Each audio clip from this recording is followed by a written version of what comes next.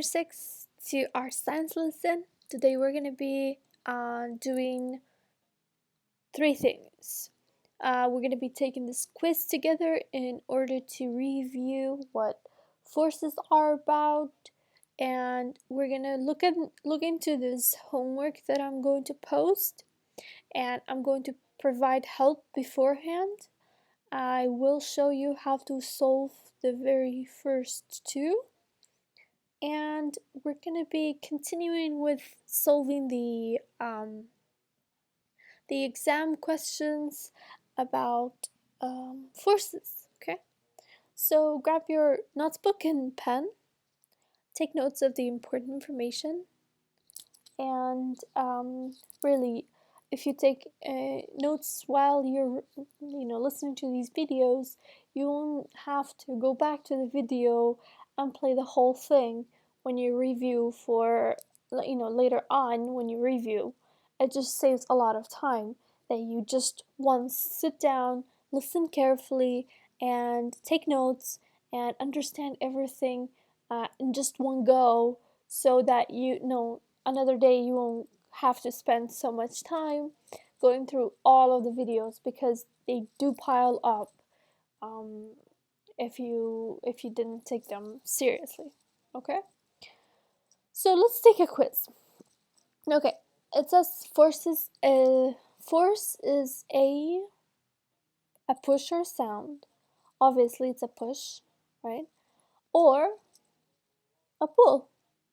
So push and pull are like two sisters. They go together, and you know that the forces are sometimes pushes and sometimes pulls, and they're acting on an object that is either moving or stopping. Okay, so forces can make objects start or stop, as I said. Okay, or they can go quicker or slower. So you can have an idea now that if I were to sit in front of this, or like if there's a huge trailer or like some truck in front of this motorcycle, it will provide the force needed to stop the motorcycle. And on this seesaw, these 2 girls, this one keeps on pushing herself up.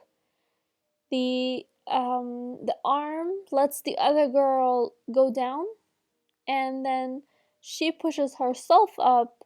And if they're equally weight, so if their weights are the same, it's quite fun, because then this arm would go up and down in balance, so it won't hit too hard. Imagine there's like a second kid here with this girl, and when she comes down hard. She goes up really quick, and if there's enough weight here, she could like fly off the game, right? So you can think of it this way: if your friend would bring their brother or sister with them and they play this game with you, which one of you guys are going to be heavier? That's the side that's going to have the most force.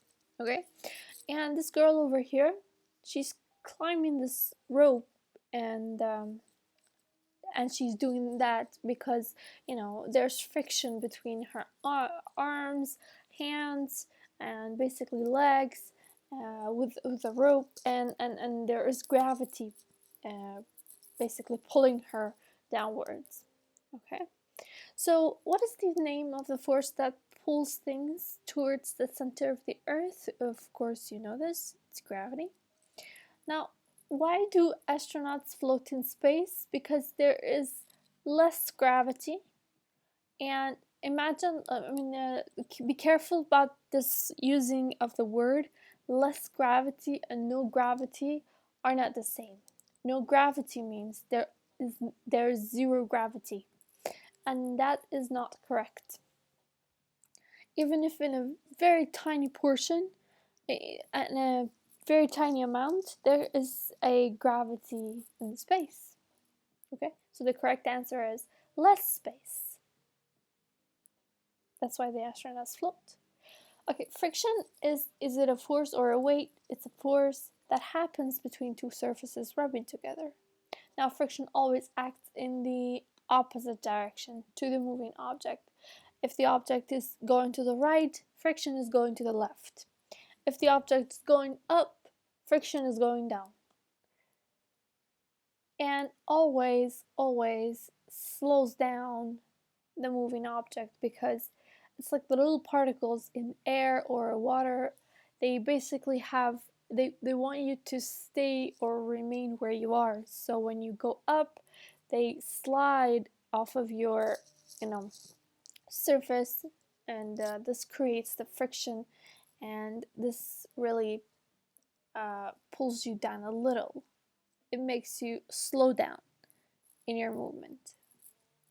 And smooth surfaces like ice create some friction. Okay, there is no surface on Earth, or really that we known of, or we have known of, that has no friction, because every surface has some friction, but it's just a matter of how much. Is it too much, or is it a lot, or very very less than others?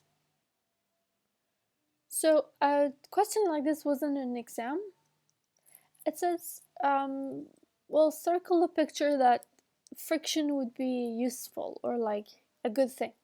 So any situation where friction helps the person to move or remain in the movement is very friction is needed in that time. So for example, skiing is friction is not needed in skiing, or the friction that the ground creates sometimes leads to accidents, or if there's a bumpy rock, where the person is sliding, really they could fall off and break their bones. Now, riding a bike is where you actually need friction, because the friction between your, the wheel and the ground helps the person to ride the bike. Okay? Kind of holds the person up and doesn't let, if the person, gets balanced and holds on to it tightly, and, knows how to ride the bike, really the bike stays still and then wouldn't fall off. Now, climbing a rope, as I just mentioned, you need friction between the rope and your arms, basically. Ice skating, um, there's less friction on ice. So when there's less friction for the movement to happen, we don't need friction. That's how you answer this type of questions. Okay, a car going around a bend. So it's basically going, or you can say it goes roundabout. This car really needs the friction between the tires and the ground in order to slide and make the turn. So friction is needed in this situation. Water slide. The less friction, the better the ride. Running. You need friction between your shoes and trainers and the ground. So yes. Catching a ball. If you had no friction or less friction, on the surface of your hand, or the ball really slides off, so you need friction here. Okay, so this example says a group of 4-year-old children carried an investigation. Now, what they did is that they have this wooden surface, and basically they changed the surface of the, well, we call it the plank, right? So they changed the surface of this plank, and first to carpet, then rough wood, then rubber bath mat. You see that the rubber bath is the one that we put on the floor of our bathrooms, so we don't slide and break our hip, basically. That's what it's talking about. So what they did is that they have this shoe sliding on the plank, and they had to make this point or the side of the plank higher and higher the more friction that these surfaces had. For example, the carpet, the carpet, when the surface was carpet, the height of the plank that the shoe slid on, or like slid down on, was 70 centimeters. So the girl had to raise this plank 70 centimeters for the carpet, to let the shoe slide. Now, the rough wood had less friction, so the shoe really did slide easier. So she didn't have to raise the plank so high. She only risen it is 43 centimeters. And the rubber bath mat was actually had the most friction, so the shoe did not slide at all if it was at the height of the 43 or 70. She had to raise the plank 82 centimeters for the shoe to slide. Now, this is similar to an investigation we did in class. Remember the force meter or the Newton meter we used to slide the objects based on the surface of the table, or the rough surface we had it stick on the desk. So what do you see? What can these results tell you? Is the thing I just explained. So the results show that the more friction these surfaces have, the less the object moves, or the less the object slides. So that's basically the whole conclusion, or the explanation why we have different heights for these planks if we have different surfaces. Okay, now name these three mechanisms. Now these three are important. I want you to remember them or take notes of them. The first one is an arm. The second one is a pulley. The third one is a gear. So all these three basically are mechanisms to help us move heavy objects, or just help us move easier. You see this gear in a bicycle? This is basically a wheel of the bicycle. You have this this string, yeah, that really goes here, and this is sort of like a pulley. You see this pulley over here? This pulley is the same thing, and it holds onto the string or the chain, and here we have something else, and then there's something else going on here. So what happens is that this is the part where it helps you to actually carry your weight and the weight of the bike, because the bike is heavy, you're heavy, and you're both moving very easily. How is this happening? The gear and the wheels really help you to reduce the force that you need to exert on the pedals. So the better the gear works, the easier you can move. Didn't you notice this? Like if you have ridden a bike. So you have to have oil here, so there's less friction. So when you put oil on these basically parts of the gear, the bike moves better because there's less friction, right? So this basically all of these three mechanisms, you need to know about them. Okay, moving on. Now I'm going to make this appear on the screen. Now I want you to stop the video if you think this is something you want to do. You can say, while pulling your brakes on your bike, does this stop the motion of the object or start it? It's very straightforward and simple. Now, if you pull your brakes, meaning you're riding a bike, you're pedaling, you're moving, and suddenly you pull the brakes, what happens? Are you going to start moving or stop moving? Okay, stop moving. Now, kicking a ball makes the ball start moving. Piece of toast landing on the floor makes the toes stop moving. Pedaling a bike makes you start moving. Throwing paper airplane makes you start and makes the paper airplane start moving. Okay. So, what about these? Can you guess if they are push or pull? Jumping on a trampoline. Now, this can get confusing. If it does, think of, well, the most obvious example for pulling is this guy, right?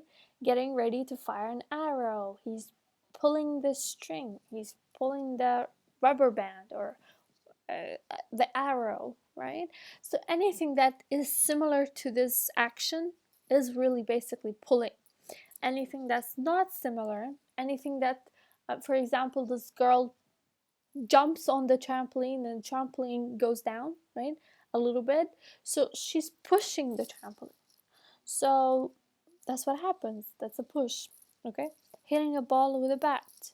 You have a bat and you're pushing the ball. So it's a push. Okay? A car taking a trailer somewhere. Huh. This can be confusing if you don't know the meaning of the words. A car taking a trailer somewhere is basically pulling. So a trailer is something that the car is another carriage. It could be another car, another piece of a that the car really pulls with it. It's attached with the car, with a chain. So there's a chain between this carriage or like the trailer and the car is going, and this thing is going after it. So that's pulling the other object or pulling the trailer. Now tying your shoelace, you're not pushing it, so you're not beating it up. So think of pushing as like beating someone up or like beating, your hand, right? So it's not pushing, it's pulling. Okay? So where does this pushing force come from? Well, this girl, making this boy enjoy this swing really comes from her hand. And this carriage, basically the horses are pulling the carriage. Right, they're coming from the horse. Now, magnets are a different thing. They have, one side of them, such as these two, they like each other, so they're opposites. They attract. But when they're the same, they repel. Same thing. If they're the same, if it's red, red, or blue, blue, they don't like each other. They repel. This really depends on the type of the force that the magnet has. Yeah? And we had this in class where we had these little bits of iron or like a metal. We had the magnet under a paper, and basically the bits of the metal, stood in a way that, showed how the forces, the magnetic field of the magnet really stands. You don't have to know that. That was just an illustration, and for you to understand how magnets also have forces. And these forces are like this. They're different from, from this side. It's different from this side and this side, and that's how they act. That's what we know of it. On to this magnet. The question says, if we were to have different types of magnets on here, and we had a paper clip just like on the floor right here. We used different types of magnets to see which one of them really attracts the paper clip in this distance, and then we tried to use different types of magnets to see if they can pick up the paper clip. Now, obviously the reason why the magnet can pick up the paper clip is because it has a force. And the bigger that force is, the easier or the less distance it needs to pick up the paperclip. Imagine if it's a very weak magnet, you have to literally put the magnet on the paperclip for it to get attached and move around, like move the clip around. But if it was a strong magnet, it could just like be a few centimeters away and it would attract the paperclip immediately. So how strong the magnet is, okay, or how strong the strength of the magnetism or magnet strength, these are all same, like different ways to say the same thing. Okay, now the results of this investigation was a medium-sized horseshoe magnet. The distance that it needed to start attracting the paperclip was 6 centimeters. A large one, a bar magnet, it needed 10 centimeters. Okay, and a fridge magnet, it took it 2 centimeters. Now, the less the distance, the weaker the magnet, because imagine a fridge magnet is very weak. So the forces that come out of the magnet really are weak, so they don't actually, they don't extend far away from them, from the magnet itself. So what it does, it needs less distance to attract the paperclip. Okay, so which one is the strongest magnet? The one with the most distance, right? Which is the large bar magnet. Which is the weakest one? The one with the least distance, which is the fridge magnet. Okay, and the medium-sized horseshoe magnet is really the medium one. Okay, now it's important to know what kind of metals and magnets can attract. Now, according to the particles of that metal, really, and how easy it is to move inside the material, inside the object, the magnet can, based on that, can attract different metals. Now, you will hear about this more in chemistry when you study it in grade 9, and maybe next year or the other years. Of how magnets attract these objects and why they attract different types of elements, they don't attract others, and they answer to that as well in the other grades. But now we need to know that gold is not attracted by magnets, aluminium not attracted, iron, yeah, it is, steel, definitely, cobalt, I don't think so. See, it's easy to mix them up because I was thinking about something else. Cobalt, maybe copper it does as well. No, copper doesn't. So copper is really a soft material compared to cobalt. And remember, copper, aluminum, and gold really don't attract magnets. Now, nickel can, silver can't. All right. Now you need to know, just to be sure that you get 100% or you get the full mark, you need to be able to name these few common, elements and why they are attracted to magnets. Okay. Now the homework is based on the force diagram. Now I think it's better to complete this exam and then go to the homework now. So the last question we ended up with was this number 6. It says tick all the pictures to show something where friction is a good thing. Now we did this exercise a moment ago, so you can tick these. These are definitely the correct answers, right? And moving on, forces in air. Number 7. If you drop a feather and a hammer on earth at the same time, A, which will fall to the ground first? Now, you can imagine it, imagine in your head, and a hammer and a feather, they both fall to the ground. Now, your immediate response would be, oh, the hammer's heavier, so the hammer really falls faster, or like it drops sooner.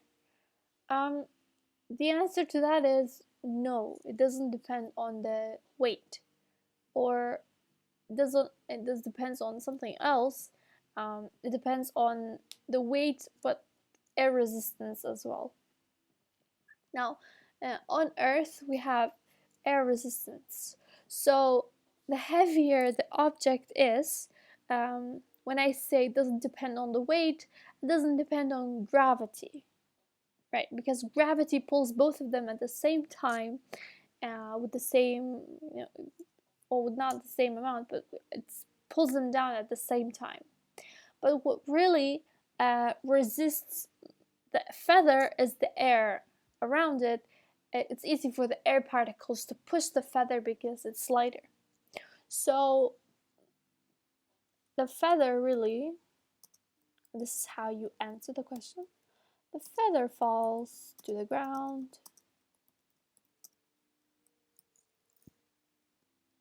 slower than the hammer. Okay? Now, so there you go. The hammer falls first. So explain why this happens. It's because of air resistance, okay? So the air particles can't really carry the hammer. The hammer is heavier. So air resistance causes this to happen. Okay? So number 8. If you drop a feather and a hammer on the moon at the same time, which will fall to the ground faster or first? The answer is they would fall at the same time. Now I know this is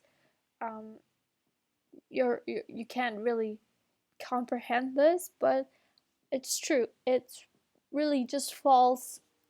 They both fall at the same time. And the reason for this is same thing. Air resistance. There is no air on the surface of the moon. There is no air particles to resist the feather.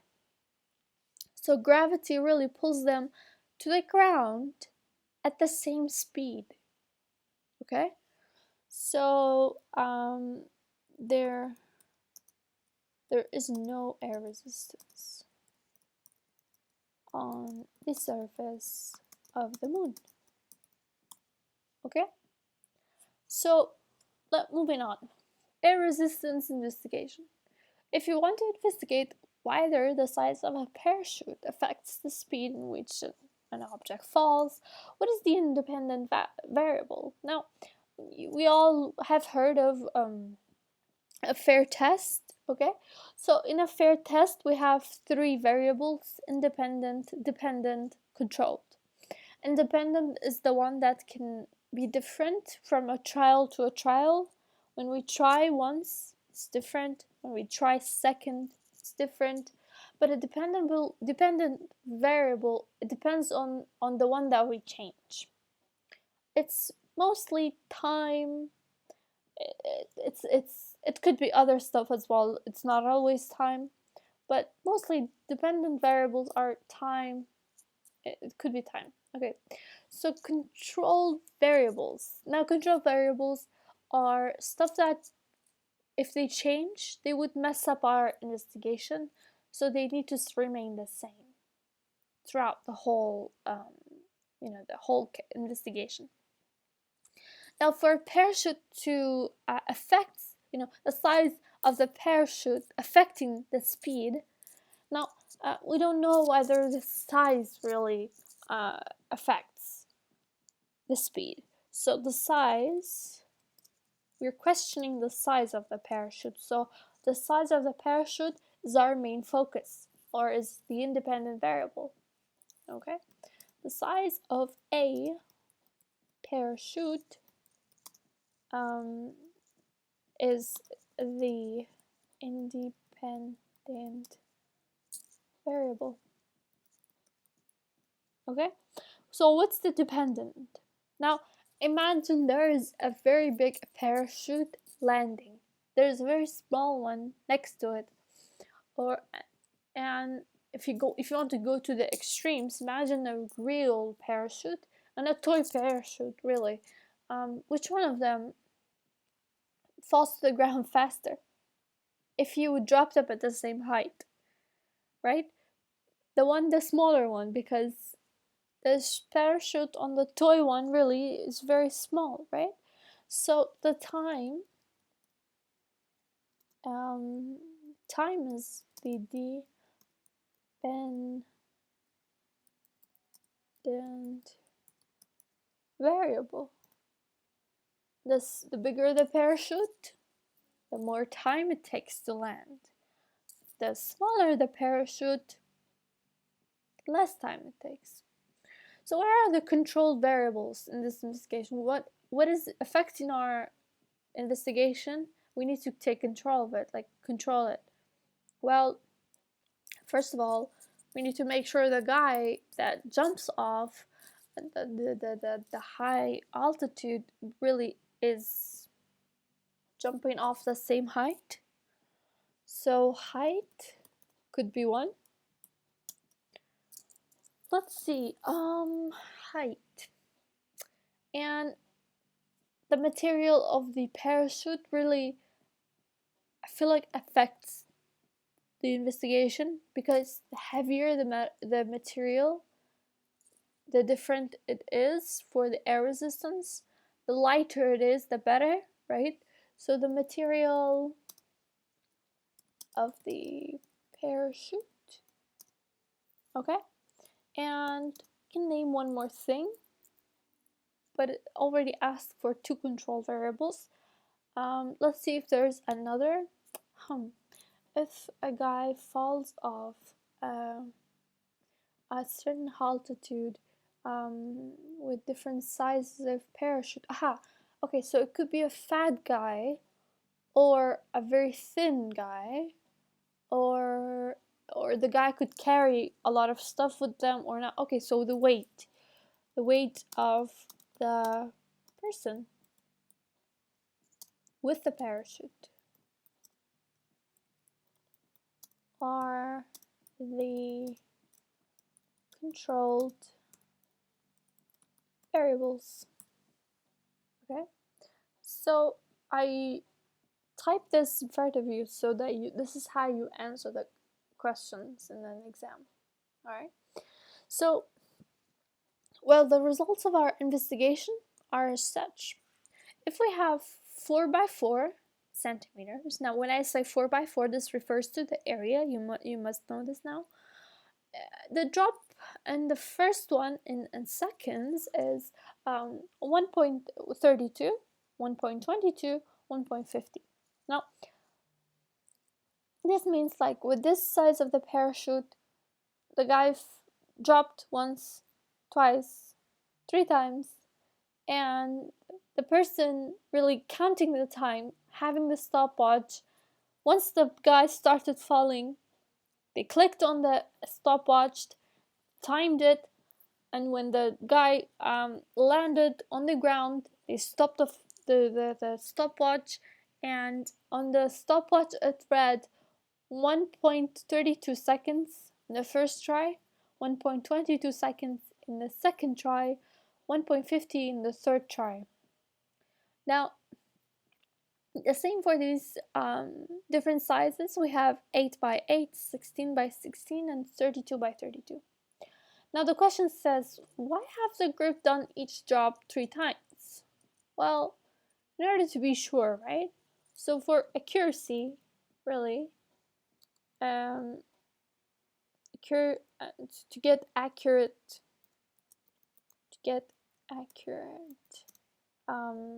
result. Okay, so to make sure that is the correct time, and when you conclude, like after this investigation, when you sit down and look at the results and find an answer to your question, you basically average all those numbers. So the first drop, second, and third, you add them together and you divide them by 3, and that's your basically that's your most accurate result. So to find average of the fall of the drops, okay, all of this is to be sure. Or sometimes the stopwatch isn't really accurate, so when you have the stopwatch, the second that you, because this is seconds, like this is counted in seconds. Now if they were hours or minutes, it wouldn't really matter if you missed 2 first seconds. But in this investigation, if the guy just like fell asleep for a second and then woke up and then finds the guy, jumped, they would start the stopwatch and they would only read 0.32 seconds. So, it varies it's very sensitive, in terms of the data or in terms of the seconds.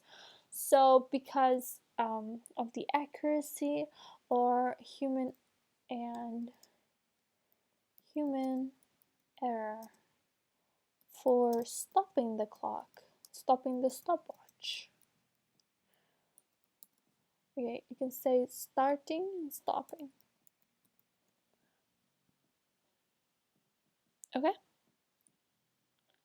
So which result look like anormality? Anormality. So this means that which result is very different than than the others. Now, if you look at the size, they all pretty much referring to 1 second. This one, 2 seconds, 2 seconds, 5. So 5.0, 2, and let's see, this one is 3, this is 1, this is 3. So obviously that one is incorrect, okay? Or way off, right? So 32 by 32, they all look like 4. Okay, so you can have 5.02 seconds and 31.33 seconds. You can either say this, or you can refer to, say, the size, say, size 8 by 8, drop number 3. You can refer to it this way, or you can just write the actual seconds. Okay, what could be the reason for these anomalies? So again, accuracy, human error could be a reason for these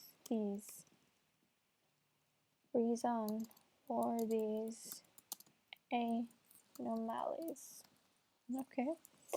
So last one, if we drop the 32 by 32 parachute a 4th time, what would the result you predict? So this drops the 4th time. The first it was 4, second it was 4, third was 4. So, but then it altered, like the point, the number after the point really altered.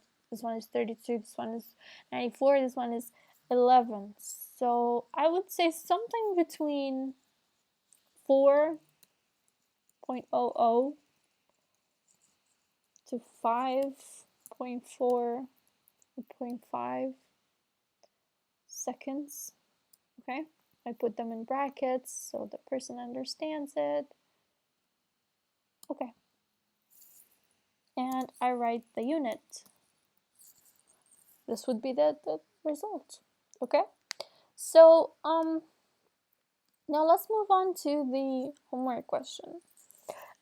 This homework question has the diagram of the forces written for you, And on the arrow, it really shows you what's the strength of the force, or what's the amount of the force. This one says 500 newtons and 500 newtons. So one of them is going up, the other one is going down. Now, you know the one that goes down is gravity. So gravity really pulls this animal really downwards, and you can see the weight of this animal is 500 newtons. Now, there's an equal amount of weight that is a reaction from the ground acting on the sea dog, really.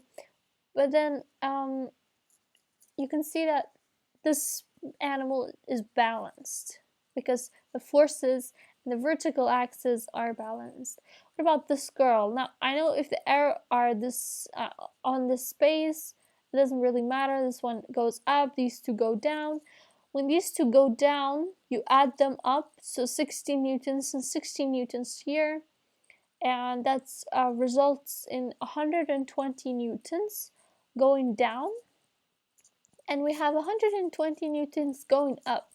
So this girl is also balanced. Okay, now let's read the instructions. Let's see. It says, in a box below each diagram, write whether the forces acting overall are balanced or unbalanced. In the box below each diagram, say either which direction the object will move in or whether it will remain stationary. And label the arrows in each diagram with the name of the force which is acting. Now I said this is gravity. This is the reaction for gravity.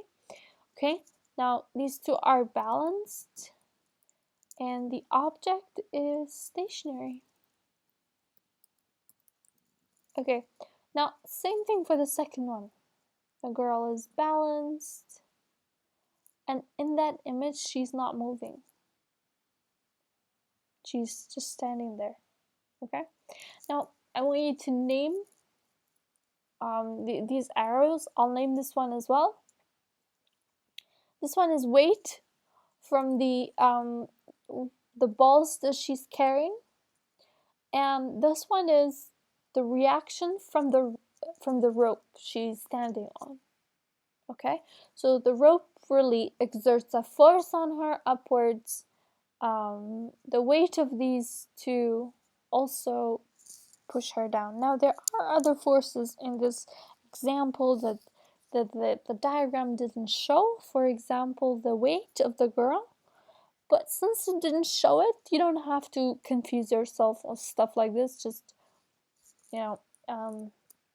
just go with what's written on the paper. Okay? Now, I want you to solve this, and that. All right? Now, I hope you have a wonderful day.